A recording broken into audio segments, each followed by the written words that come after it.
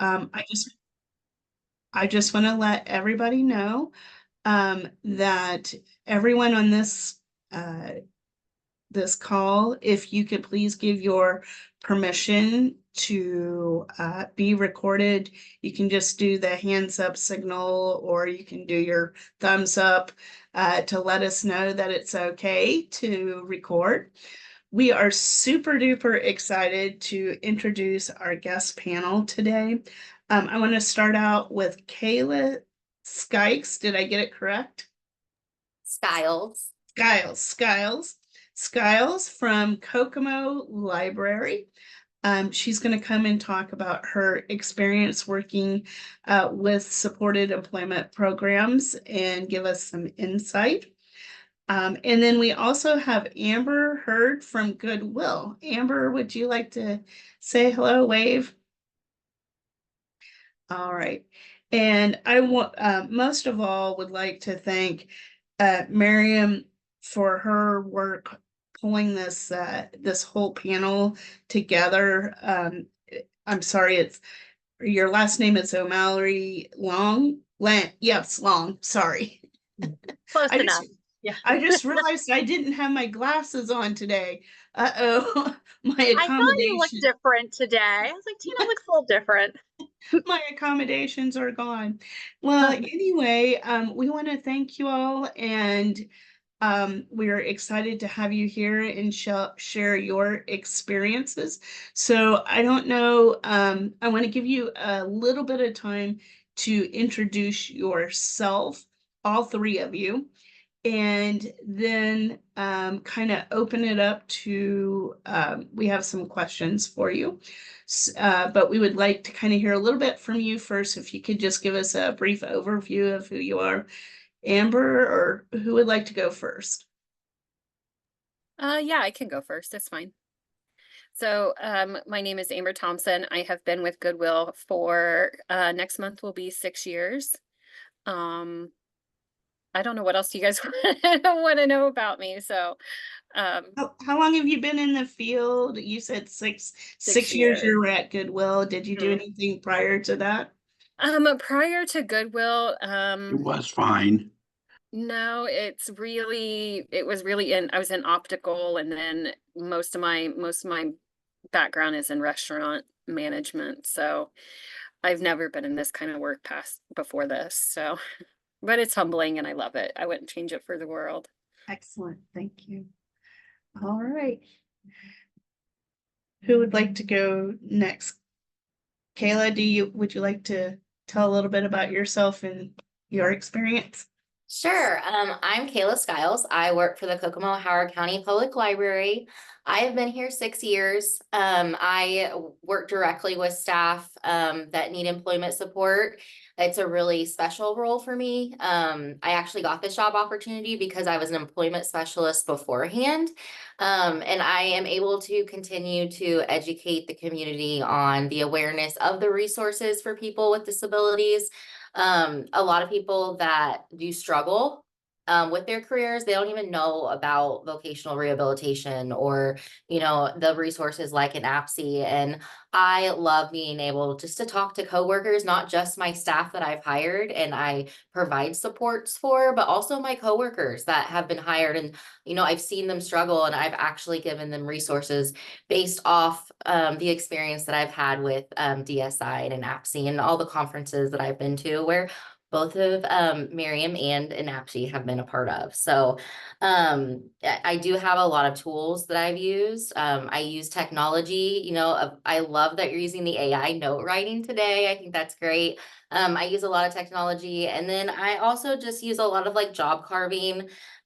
We do flexible scheduling. I don't know if anyone else has struggled with transportation as being huge. When you hire people, a lot of transportation isn't after a certain hour. So I've also worked in the community to find new transportation resources for staff that might not be able to drive to work. So that's a little bit about me and my passion for helping people become their very best.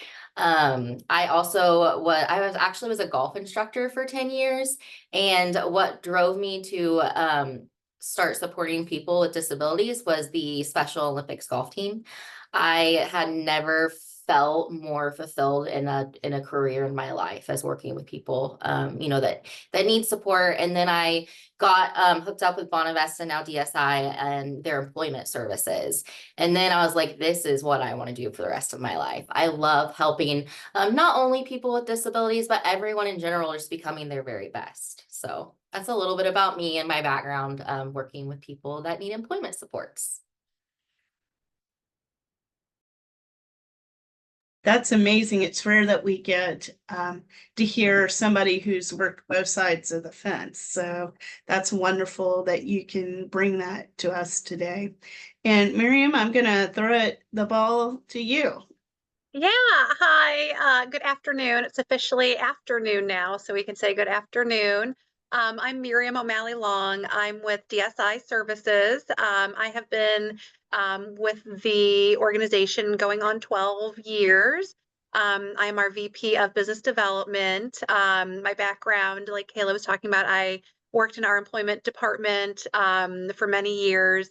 It's just a passion, and it's such a unique service where you can see individuals, um, you know, get their dream jobs in their community and have that sense of fulfillment within their home communities. It's just amazing.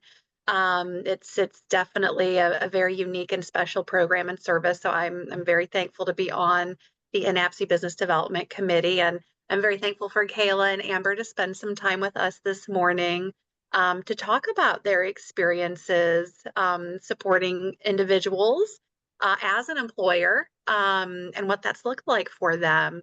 So thank you so much for your time. I know both of you have busy, busy worlds and busy schedules, so much appreciated. Absolutely. Yeah. It's an honor. I appreciate being asked to do this. So.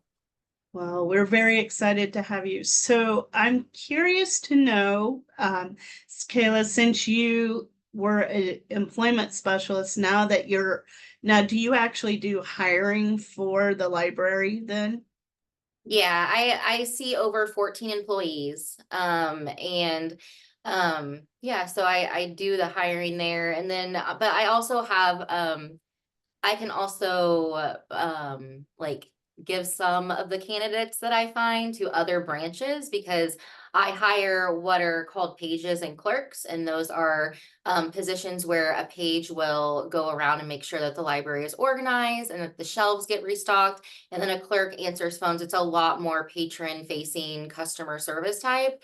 But there's other branches within our organization that also hire those same positions. So if I do, if I have 3 applicants and I can only hire 1, those other 2, I definitely give those candidates applications to our other branches. Oh, and bookmobiles as well. So out of the 14 employees, are any of your current employees, have they come through the supported employment programs?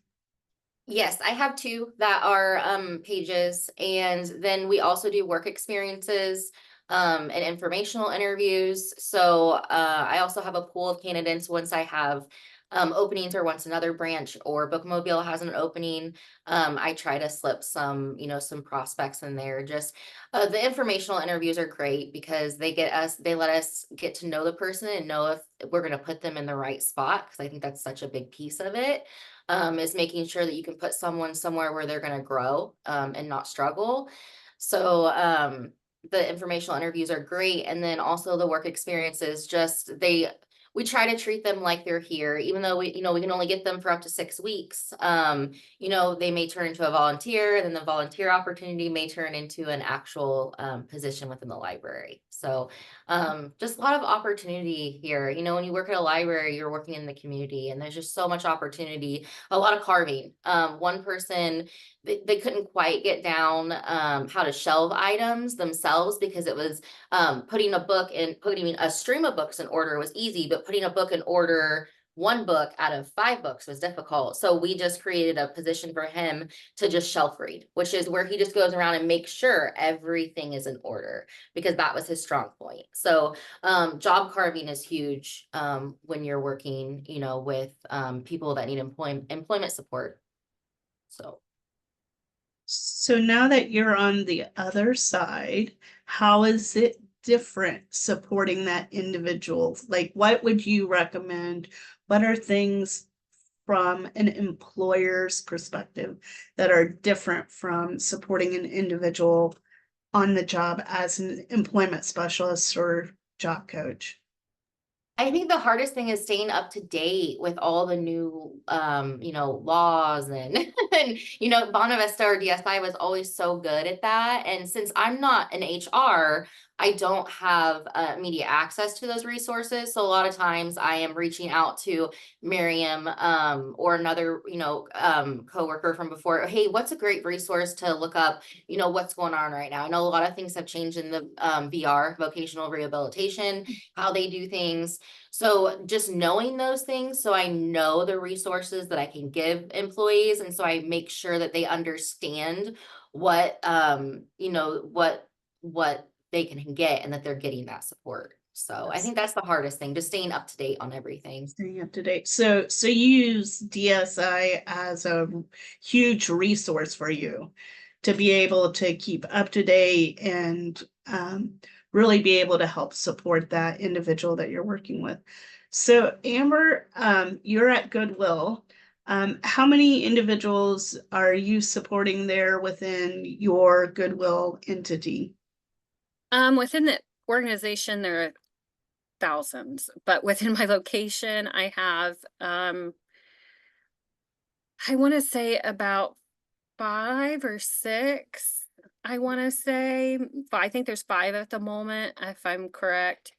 Um, that support that DSI helps support individuals with. Um, and most of the time it's the same coach. I think I see 2 coaches. Most of the time it's the same coach. So I believe it's 5. Yeah. Okay. And so you said you have just 2 coaches that come in. Do Mhm. you think that's a benefit or is that sometimes a struggle when you only have 2?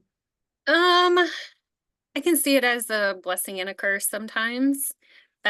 Sometimes they are not quite up to date with technology. So it is kind of difficult sometimes for for my associates to we have oftentimes the company will push out yearly trainings.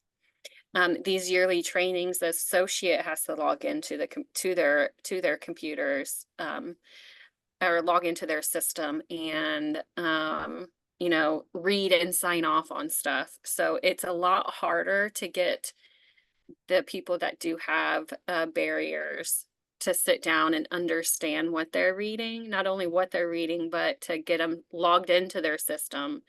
And a lot of the time, the coaches don't understand either.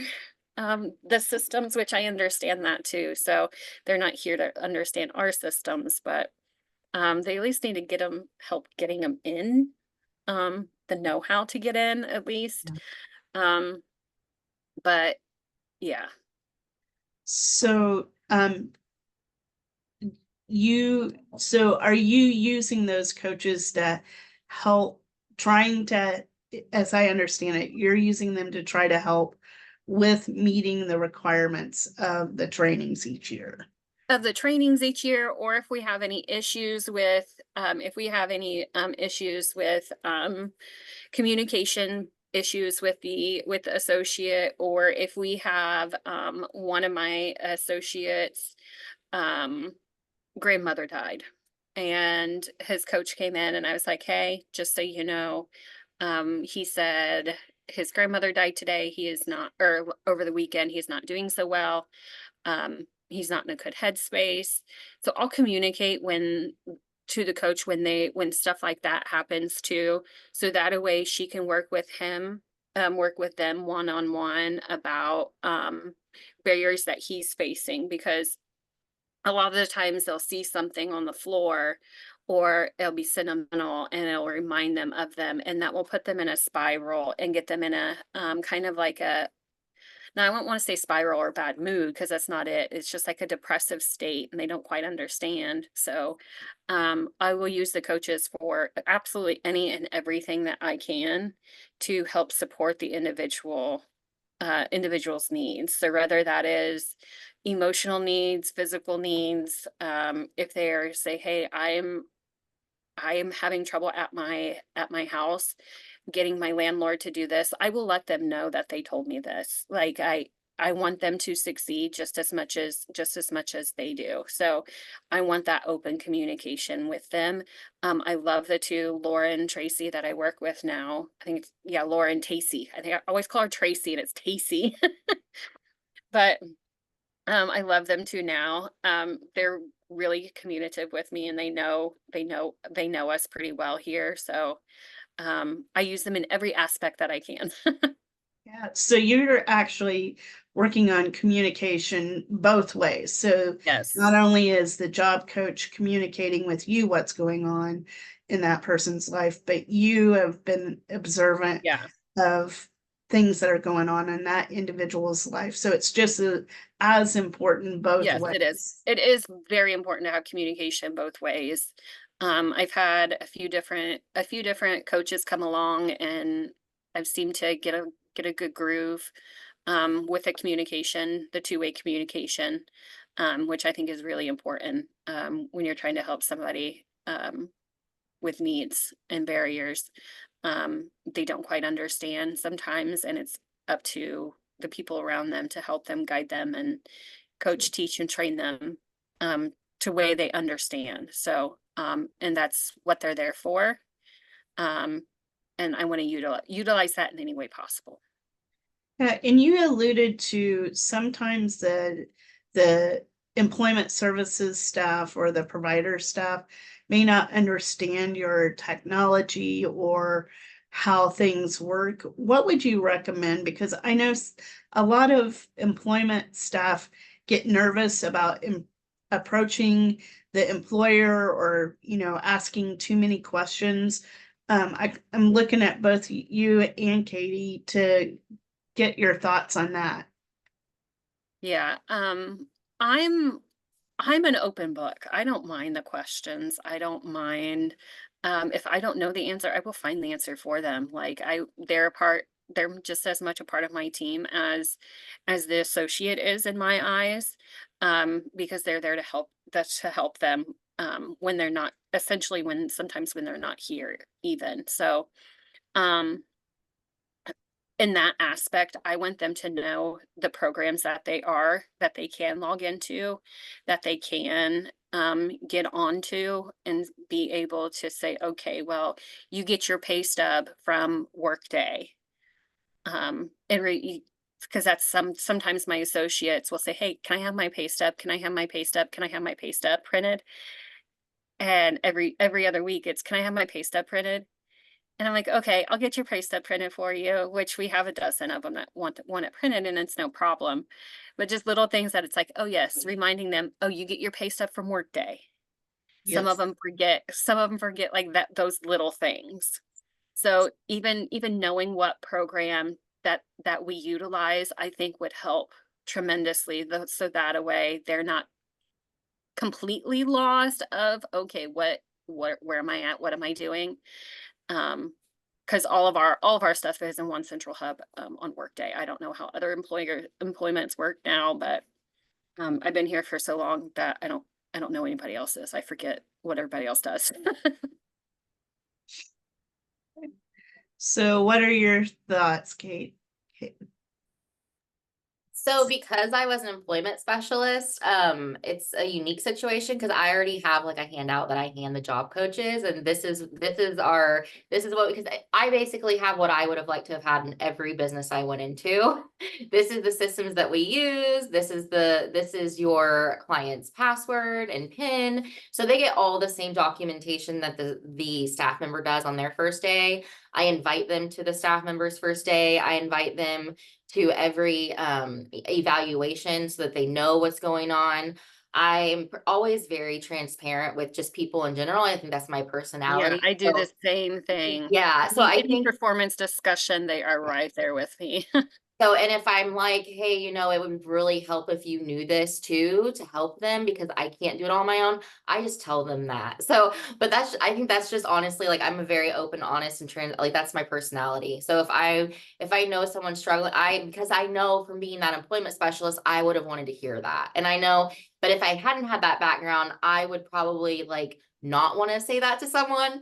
But knowing that like the more open you can be with an employment specialist, the easier it makes their job too.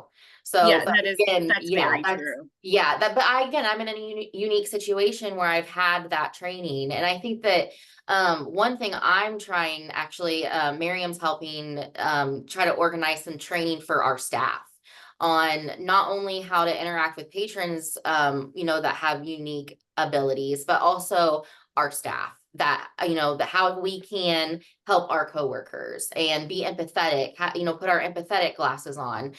So even, you know, having that and asking if seeing that like you know, you can help too, but not only you, your boss, your coworkers, like get them educated on this because at some point we all have someone in our lives that, you know, we wish they had this kind of support at their job. So if we get everyone in the community educated on the free resources that are available, that's like my goal right now is just educating everyone on everything because then you know, everyone that they come in contact with is going to put themselves in those shoes and be like, oh, okay, so this is how I need to communicate with them. This is, you know, I just think it's really important. And like I said, like that's one of the major reasons I switched careers and went to like more of a community job and helping everyone. Cause I honestly felt like there needs to be more advocates outside of, you know, working with people with disabilities. There's gotta be advocates on the other side that's advocating for other people to educate themselves.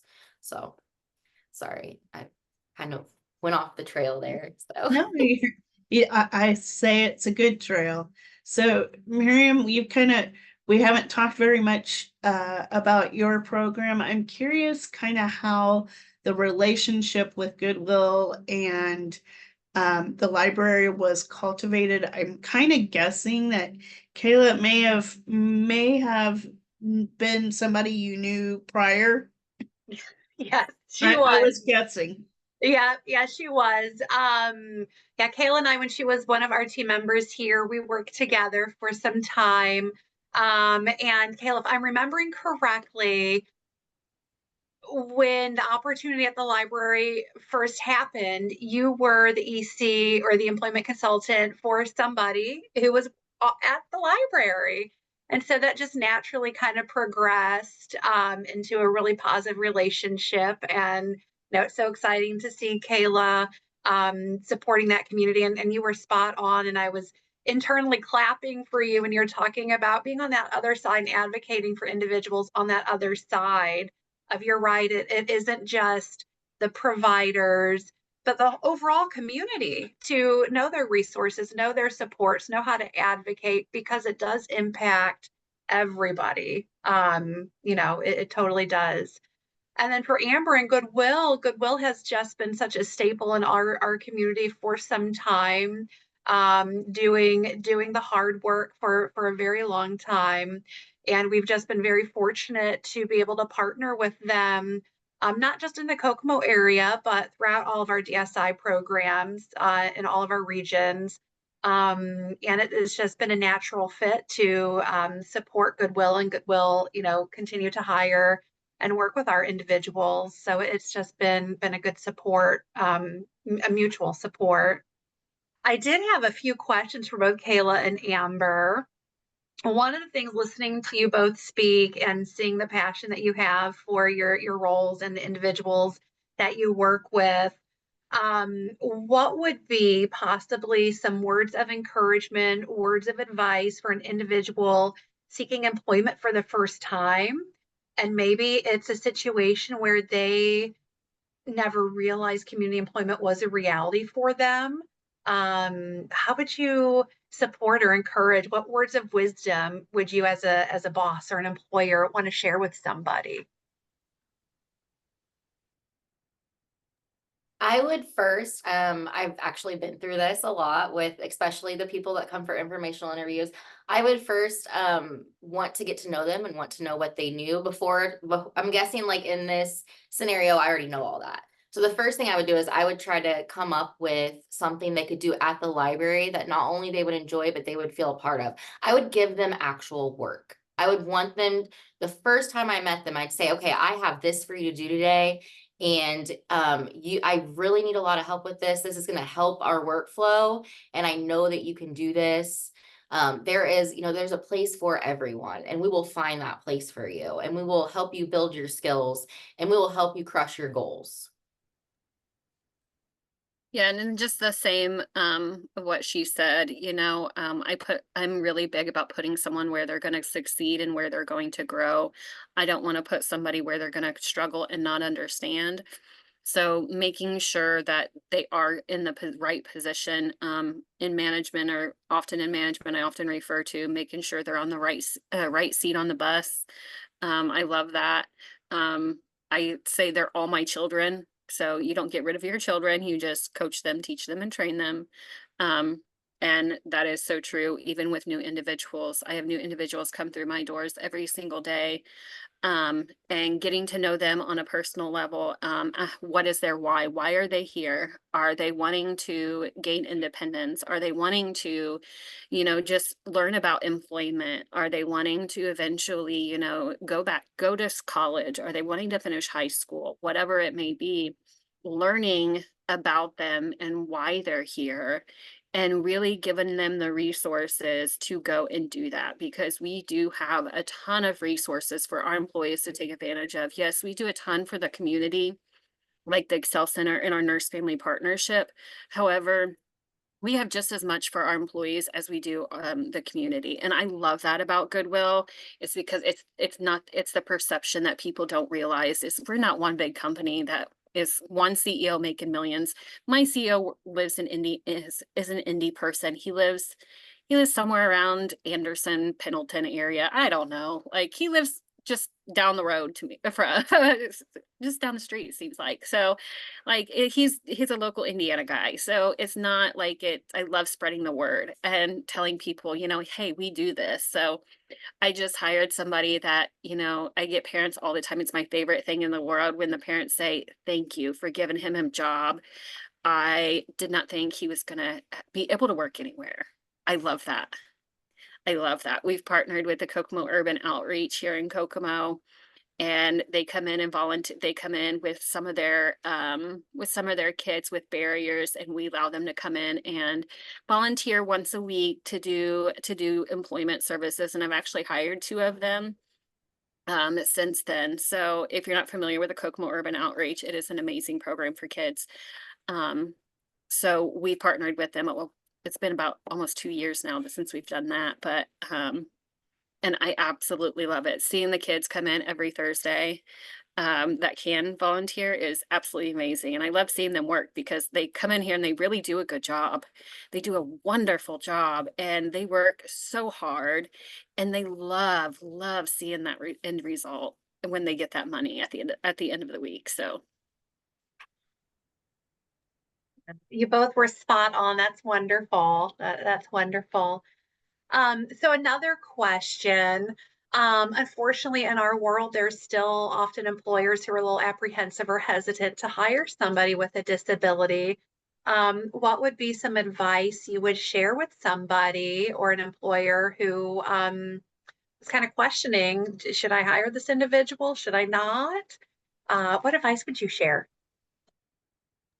I think the advice that I would share is, if they're unsure after one interview, give it another interview. Do more than one interview.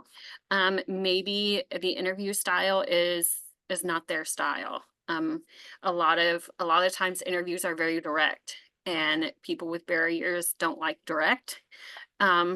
Sometimes they don't like you looking straight in their eyes. So it may be finding, I would say finding out what makes them comfortable and what makes them, which is really hard sometimes, but I communicate with the coach too. When there is an interview that comes in, I always talk to the coach. sometimes ahead of time. I invite them into the interview even, so that way the potential new associate is even comfortable. So inviting their coach into the room as well, so that way they're comfortable and can, help out when they need. I don't mind that either. So just being more open and honest, and available, don't be so cut off. This isn't the 1980s anymore. This isn't, I've seen some of those scary commercials going around Facebook and TikTok and all those where the commercials are scary. It's not the 80s anymore. So, I mean, everybody's different. So we just have to learn about what makes them them. And I think being more open is what everybody needs to do. I would say, since I've been on the other side of this, that was probably the most frustrating part of being an employment specialist, was not everyone was open. I will say they are the most reliable and grateful staff I have ever had. Also, what other staff members come with so much support? I've honestly seen people come in that wouldn't be able to type an email, and now they type more emails than someone that has been here for 5 years because they've had that extra support. It truly does fast track employees when they have the type of support system that people with employment services have. With those employment support services that they have access to, that is also support for you and your organization. Just like how we're getting, someone to come to our staff development day and provide training on how to work with and handle, people that might be different than you. And it's just like, where else can you find free support like that? So not only are you gaining a wonderful staff member, you're also gaining support yourself. And a lot of the people that provide support have become like family, the job coaches and the case managers and the therapists. I talk to them. We're all a team. We work for this one person, and eventually they don't need that whole team, but you still keep in contact with them, or they still drop in and see how they're doing at their jobs. So it is. And I feel like this is easy for me to sell because I've had to sell it so much, which is very frustrating. But it is, I feel like, you had to go into a business and sell them, and that's sad, but it's doable. And, yeah, so that's what I would say. You have some other questions, Miriam? I have one more question. So looking at with Amber and Kayla, your experience and all of the years that you have been in your roles and supervised individuals with a disability, and Kayla, with you on the other side of it as well, have you ever run into or encountered an experience with an employer or an employee, sorry, as you're the employer, so with an employee, just a really, really big challenge that you had to have some uncomfortable conversations, possibly with that employee and their employment specialist? And how did that work out? And how did that employment specialist help support that conversation and those tough conversations that are never fun, regardless of ability to have with an employee? So I did have one where their comfort was too close for comfort for other people. And so, bringing the job coach in and bringing in this, like I said, the supports team that, I spoke about earlier, knowing that, intentions were, not harmful in any way. But also, the support team not only supporting the employee, but also supporting coworkers to provide those empathy goggles and understanding. It ended up being great. It ended up being a great situation because all sides learned from it. Yeah, and mine's kind of a similar situation where my individual, he loves to give hugs. He wants to hug everybody, but not everybody wants to be hugged or wants to be in their personal bubble. So we had to have that conversation with him. He was standoffish at first and did not quite understand, but in the end, it worked out pretty well. bringing in his job coach, he understood.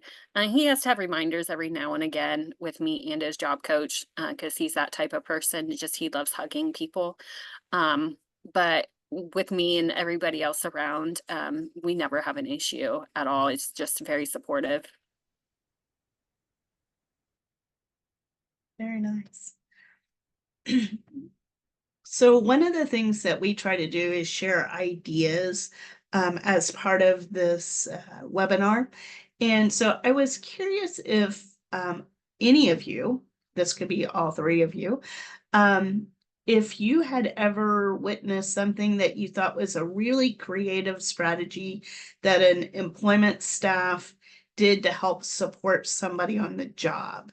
So something that was a little more unique and kind of like, oh, I never thought of that. That's a hard one.